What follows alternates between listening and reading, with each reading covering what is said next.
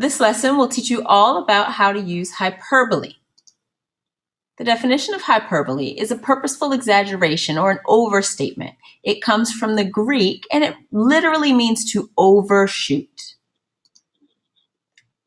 Even though a statement might not be exactly true, hyperbole can create emphasis or also make something sound funny.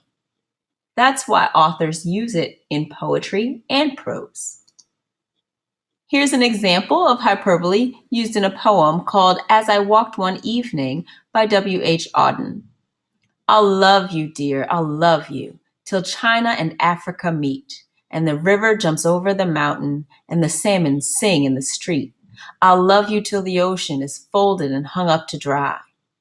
Here, we see that there are tons of examples of hyperbole here because we know that China and Africa are pretty far away from one another. So that's a long time to love someone if you're waiting for those two places to connect. Rivers jumping over mountains. Last time I checked, rivers couldn't jump. So that's a long time to love someone as well if you're waiting for that one to happen.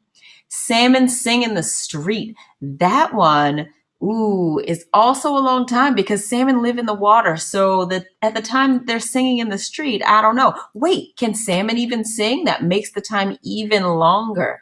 Or until the ocean is folded and hung up to dry. Yeah, we'll be waiting a long time for that to happen. The ocean's pretty wet. Now it's your turn. Why don't you practice finishing the sentences here by creating your own hyperboles? For example, my teacher is so smart that Stephen Hawking takes notes from her. Or my house is so old that even the spiders have spiders. Or my backpack is so heavy that if you carried it for 10 minutes, you'd be a hunchback. What can you come up with? How can you use hyperbole with these 3 sentence starters? Give it a try.